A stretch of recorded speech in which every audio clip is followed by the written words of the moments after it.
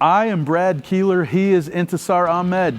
Next up on Director's Cut, live from Geo Congress 24, we'll hear about how his time at Tim Hortons changed his career today.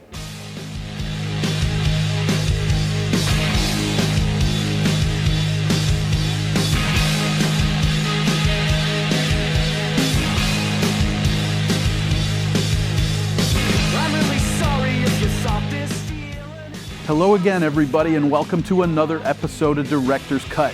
My name is Brad Keeler. I'm the director of the Geo Institute, and that is why we call this show Director's Cut. Every single week, except during the summer and 1 week at the holidays, I sit down with a different GI member who has stories to tell. Some of them are personal, some are professional, but all of them, 100%, we guarantee it, are fun. If you don't know anything about the Geo Institute, after you watch this today, you should head over to geoinstitute.org. You can type all those letters into your phone or your Google machine, and there you will find out that we are a technical society with about 12,000 members, most of whom are geotechnical engineers and or geologists, and that we are part of the American Society of Civil Engineers. And if you like what you see today, look around you. You're gonna like it, people. You should click like, subscribe, get notifications, and we will let you know every time we post something to the YouTube channel. You will notice, viewers, that we are not in the palatial Keeler Estate in Northern Virginia. We are not outside the palatial Keeler Estate. We are not at ASCE offices. We are here in Vancouver, British Columbia, Canada, at Geo Congress 2024. And so what we had to do is interview a local member who's been very active in the Vancouver chapter of CGS and also in ASCE. It is Intisar Ahmed. He is a geotechnical engineer, EIT, at Thurber Engineering in Vancouver. Intisar, welcome. Thank you for doing this. Very happy to be here, Brad. We are going to have an amazing time today. We have 10 questions, the same way that we do every week. We have 2 that are the same for everybody, and we start with one of those. Describe your job in 45 seconds. I think this is an interesting question. We get this all the time, and usually people answer as if they'd be answering to a 5-year-old or they'd be answering in an elevator pitch. What I'm going to do is the most tough version of answering this, which is, how would you answer this on a first date? What I've done typically is I get involved in projects. We're working on projects that are being built on, in, or with soil or rock. Just leave it as that. If they have any follow-up questions, I can get much deeper into it. If they have no follow-up questions, I know it's going very badly. So I think it's interesting that you went that way, because this is a fact that has not come out in any episode of Director's Cut yet. And we're in episode like 162 here. Yeah. Geotechnical engineering in the venerable Reader's Digest was voted the most boring profession in America like 7 years in a row in the 2010s. Yeah. And so, you go right for it there. Yeah. I usually go with the much simpler, that geotechs figure out what happens when you stick stuff in the ground. Sure, well. And that's, so your follow-up, you said, where do you go if somebody asks a follow-up question? Well, it depends how they spin it. I mean, if they want to tell me more, which almost never happens. It's, Reader's Digest. I design foundations, I design slopes so they don't fall over, I design aspects of projects that, are going to be affected by earthquakes and how to kind of mitigate that or deal with that and assess that. But again, it never gets to that point, so.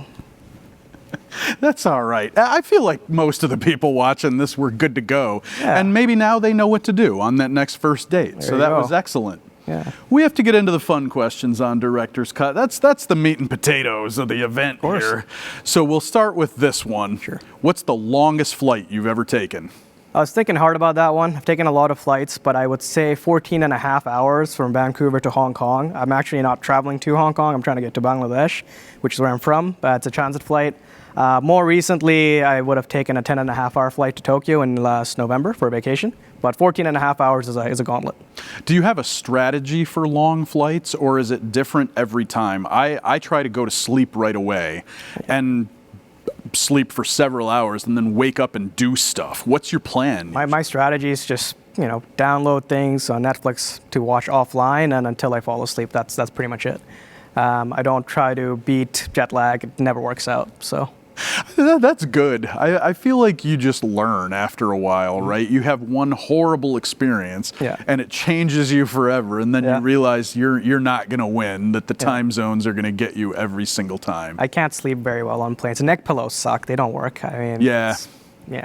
I feel you, but I don't need one. I can pass out anywhere. Oh, but you're blessed. You don't want it to be on somebody else's shoulder, though, and that's kind of the issue sometimes with these seats that are close together. Mm-hmm.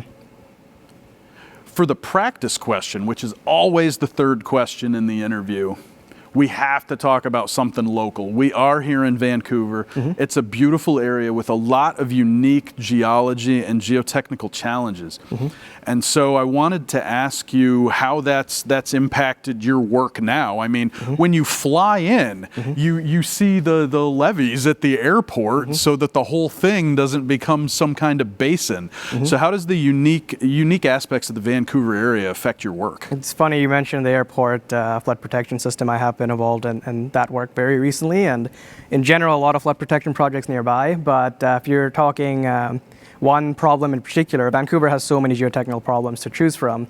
I would say the seismic aspect of things.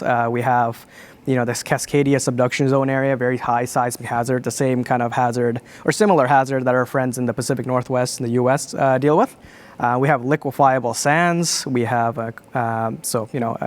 liquefaction means all your soil turns to goop in the earthquake, and being able to design for that, and even worse or even more difficult is trying to assess that with reasonable confidence, especially since we haven't seen a major earthquake for a while here, is a major challenge. So that's a very specific local challenge to Vancouver. And on top of that, we have compressible soils.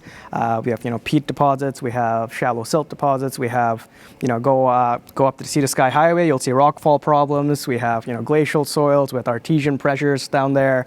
So if you're really a geotechnical engineer, it's a complete beautiful playground of problems to deal with locally. So asking you as a geotech, but also just as a resident of the area, I mean, the development here is not the same as, say, Philadelphia or Montreal, cities that were very large in 1700. There's a lot of new development here. How do you feel like that's impacted by those threats, or was development largely unchecked for a long time and now there's a lot of retrofitting going on? There are a lot of retrofit projects. There's a lot of schools that are built historically that are being retrofitted now with a better understanding of the seismic hazard, updated codes. We learn more and more every day. We change the national building code every 5 years, and there's provisional codes. There's sometimes local codes.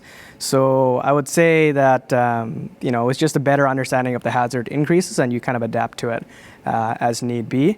But yeah, we're all figuring it out with the best cutting edge and state of practice technology, and applying it to our projects the best we can to keep our community safe. Oh, that's a good answer. Thanks. Yeah. Back to the fun ones. I mean, I always think they're going to be fun. You kind of never know, right? Sure. What do you get the most worried about? Yeah, I was thinking about that. I don't want to go into a whole depressing topic of existential dread or anything, but in more recent times, we haven't done that on Director's Cut yet. Yeah, so. Well, you said fun questions. I don't want to go into the not so fun, but I would say, whenever a bird flies over my head, I don't want to get pooped on. In fact, it's happened once in my life. Never want that to ever happen again. So I tend to worry about that more frequently than I care to admit. Set the scene. Was it a particularly scarring experience, or is just having another creature's feces anywhere on you enough to make you squeamish?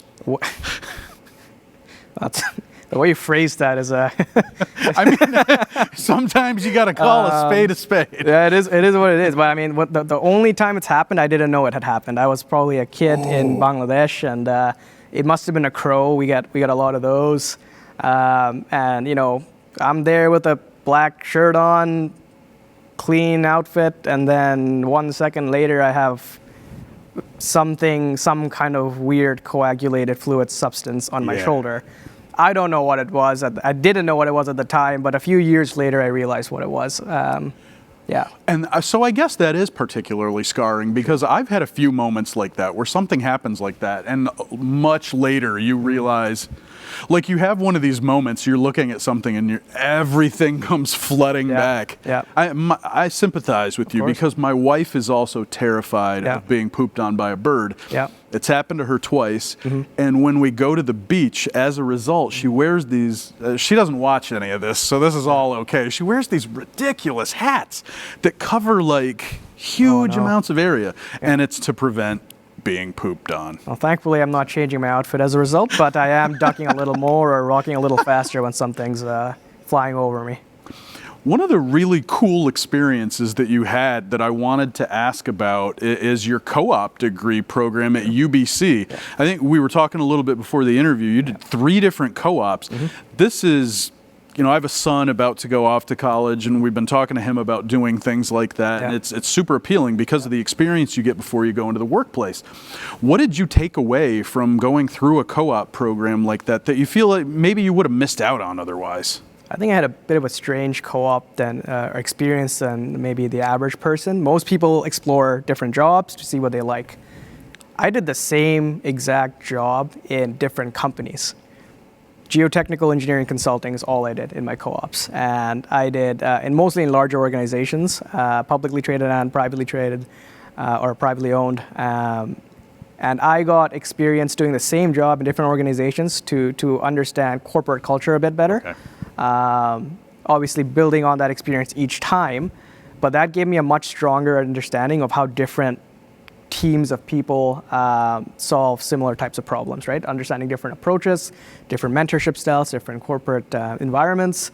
And each time I got out of that co-op, I became a little more entangled in the local geotechnical community. And it made me, empowered me to make a much better informed career decision when I graduated. I didn't actually return to any of my co-ops, no offense or anything, but I found an employer that I really wanted to be with, and I was very targeted in my approach of finding that job, and that was a direct experience from the co-op experience I gained, right? And there's obviously these hard and soft skills you get from doing the job. Yeah. So I did get technical experience. I had a resume with projects on it before I started my first ever full-time job, which came from co-op. So I think that's a very cool advantage of being in a co-op program.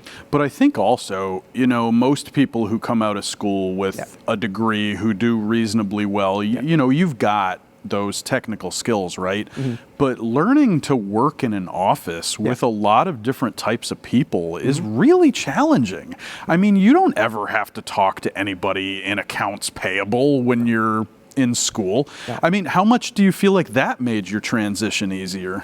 It's true, yeah. You think in engineering companies just engineers. It's not true at all. We have a lot of support staff, like your accounts payable, accounts receivable, drafting folks, your even receptionists, everything, right? Being able to interact with them and being in an office culture is different. I don't have a whole long list of mentors I could lean on at the start of my career as a co-op student to understand how to behave in an engineering setting. So I'll give you a funny story there is, very first job, very first day, there's no dress code, but the contract says business casual. What the heck does that mean? And if you're in business school, I think they teach you. Engineering school, they don't teach you, right? So what I do is I wear a full suit with a tie and everything. I don't know any better. Yeah. And as soon as they walked in, I knew that was a mistake. I'm like, oh no. I wore my interview outfit on the first day of the job, and then I could not recover from that, right? The next day, I guess the senior most principal engineer, very famous guy, he's not really intimidating, but his reputation makes it feel that way. He's like, oh, you're the guy who wore the suit on the first day, right? I'm like, all right, great. Now that's well, I mean, at least he remembered you. Yeah, well, for the wrong reasons, but I'll take it. I like that, though. The other question we ask everybody when they come on Director's Cut, because we have to know about your ASCE and GI life, whether it's short, long, in between, whatever. How did you first get involved with ASCE and GI? I believe I was a student member while I was at UBC. I would have, there was, at the time I was a student at UBC, there wasn't a a lot of geotechnical opportunities for undergraduate students to get involved on campus. So I was looking around. So I was a member of, the CGS, the Canadian Geotechnical Society, which is an equivalent, and I also joined the ASC EGI because I thought, it's just natural progression of expanding your horizons to the U.S. Right. And I was considering moving to the U.S. at the time for employment. So I joined the ASC and I got all this cool stuff. I think I got a certificate of membership or something. I'm like, I was just overwhelmed. I'm like, all this fun stuff. And I got a Geostrata magazine. That was the coolest thing ever. I saw, your face in there. I think, Sebastian Ooh. sitting right there. I saw his face in there. I still have a bunch of vintage Geostrata magazines sitting in my house right now from like 2018 until 2022 or so. So I think that was really cool. So that's how I first got involved in ASC and GI. And when I did my master's degree at UC Berkeley in the States, I did go to a local chapter event held by the San Francisco group, I think. It was a pizza and beer meet and greet at Laval's, and that was really cool. That was probably my only ASCE event before this conference. Well, we're happy to have you. Yeah, we're happy to be excited here. to have you here. And I think our pitch here to the viewers then is student membership is still and probably always will be free. Yep. So if you are a student, civil engineering, and you're interested in geotech, why not do it, right? Yep. You too could have a historic collection of geostratas in your home. Yeah. I don't know how many people that's a selling point for. I have a historic collection of geostratas, but I get paid to have a historic collection of geostratas. They're really cool, yeah. So we'll go back to the fun questions now, and then we're going to get to the one that we teased at the beginning in a minute, and I'm excited about that. First, we're going to ask, what noise do you make that bothers others around you? So yeah, it's not really a noise, but there is a noise component to it. I shake my leg sometimes. I don't know why. Maybe it's nervousness or whatever. I'm sure there's some psychologists out there who knows. It becomes a problem when you're in a university lecture hall and those tables are just interconnected, right? So I'm just shaking my leg on one end of the table, of the row of desks rather, and from the other end they're like, "What the heck is going on? Why is the table vibrating?" I mean, being in Vancouver, hopefully they're not thinking it's an earthquake or anything, but that would be the one thing I do. I think that I've been complained about multiple times. And there is a bit of a noise, I guess, if you shake your leg enough and things vibrate and blah, blah, blah. But, well, and it's subconscious, too, because I do similar stuff. I'm sure I'm doing I'll it during sit this there interview. and I have, even in an environment like this, like I have to try very hard because I know all of you viewers can see our entire, well, not our entire bodies, but pretty close to it. And so I can't be tapping a jig up here. That wouldn't work out really well. I'm sure I've done it during this talk, yeah. So in the homework that I do for Director's Cut, usually the first thing I do is I go to LinkedIn, that font of all information about seemingly every single person on the planet right now. Mm-hmm. And on your page, I saw that you worked while you were a student for Petro-Canada, which is a gas station for the Americans out there. That's right. And Tim Hortons, which Americans really should know at this point. But if you don't, it's a donut shop, but it's so much more. So what did you learn from those two jobs that impact you now and the trajectory of your career? It's customer service at the end of the day, right? That's what a retail type job is, and in a service setting like a gas station or a coffee shop, that's what you're doing. And what do we do as consultants? It's client service. We provide a service to clients, and being able to draw those parallels between customer service and client service is all you're doing is dealing with people. So it was my first experience being paid to interact and deal with people. Sometimes there's difficult situations, and that happens with clients in engineering jobs as well. Sometimes it's pleasant, right? And it's being able to interact with people from all walks of life. That's what I would say I would learn. Everyone, at the time, maybe the world's changed a little bit, but at the time, everyone needed gas, right? Everyone, especially in Canada, everyone needs a Tim Hortons coffee or donut. So you dealt with every type there, and as an engineering consultant, that's the same thing. Sometimes I'm on site, I'm dealing with elementary school kids. That's a very real thing that happened last year. Dealing with contractors. What do contractors like? Donuts and gas, right? So it's just dealing with those different types of people and getting social skills to interact with them. And I think that's a really important moment, because I had a similar kind of thing. I worked at a flower shop first, which is a little bit, but then I was a bank teller one summer. And it never occurred to me that everyone goes to the bank. Yep. And within the first couple days, you have people coming in and depositing this wad of crumpled dollar bills, and you're like, where did this person get these? Yeah. Or people telling you they're withdrawing all their money to play the lottery. And it's the real people. And you can't give your opinion. You can't tell them that's a stupid thing to do. You have to provide them customer service and try to make them have a good day. Yep. Wow. So that was a good answer. I appreciate that. We have to ask, we are in Canada. Yep. You are an active CGS member and an active VGS member, the Vancouver Geotechnical Society. What has your local involvement in the Vancouver Geotechnical Society meant to your career? It's meant absolutely everything. I can't imagine my career without it.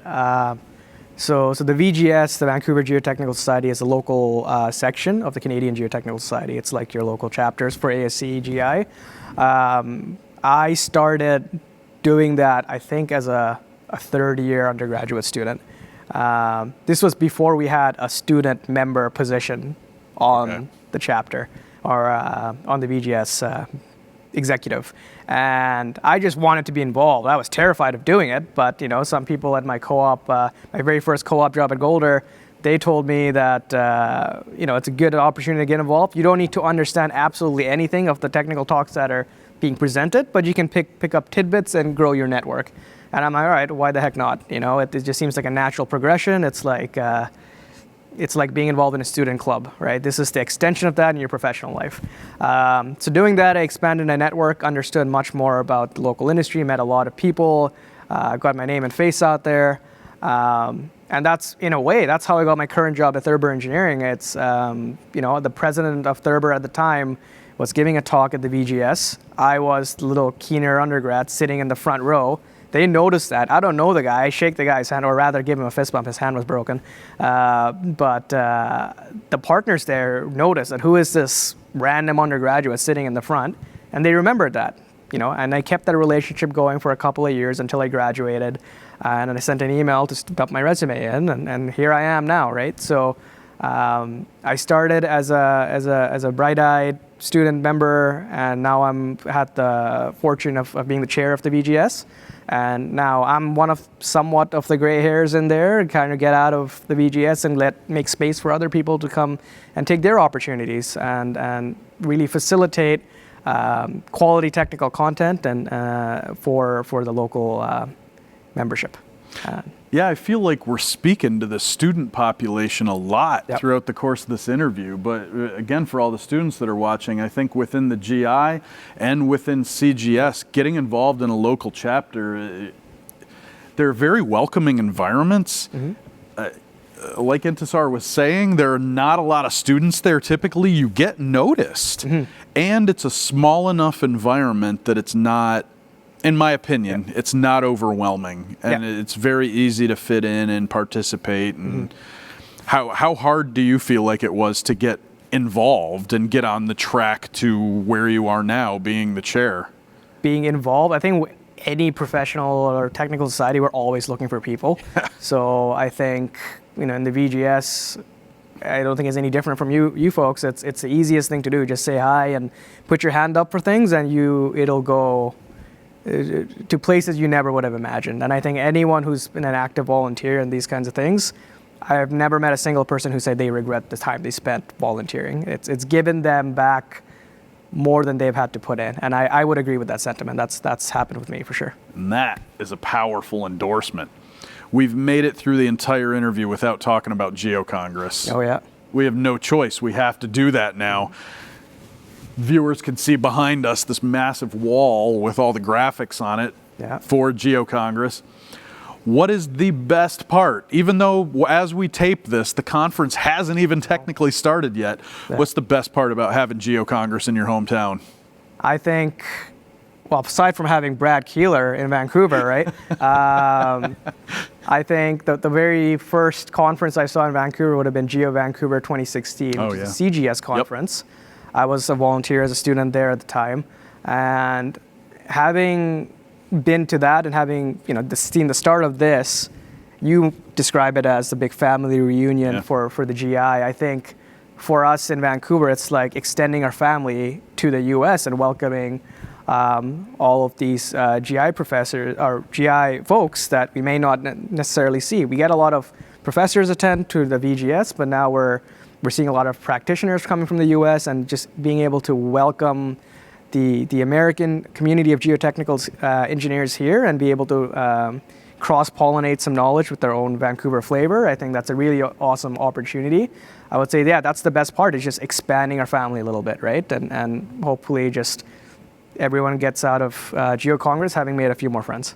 I love that. I love the analogy of expanding the family. That is fantastic. Because we do, as you noted, call it the family reunion, and I hope cousins. there are a lot of hugs this week. Yeah, we're cousins. Well, Intisar, you made it through all 10 questions and some of the bonus ones. It was good. I feel like I laughed a lot louder than I normally do. I don't know if it's because we're in person or what, but you had some good ones. And I don't know, maybe I'll never look at birds again. For those of you watching out in viewerland, I hope you had a great Geo Congress. By the time you watch this, we'll be almost done. I'm sure it's going to be fantastic. Again, click like, subscribe, get notifications, and we'll let you know every time we post something to the YouTube channel. So Intisar, thank you so much for doing this. Thank you, Brad. I hope it was a good time, That was fun. and I hope you have a great week at Geo Congress. And again, the same for all the viewers. And we will see you with the second of 2 episodes taped live at Geo Congress next week.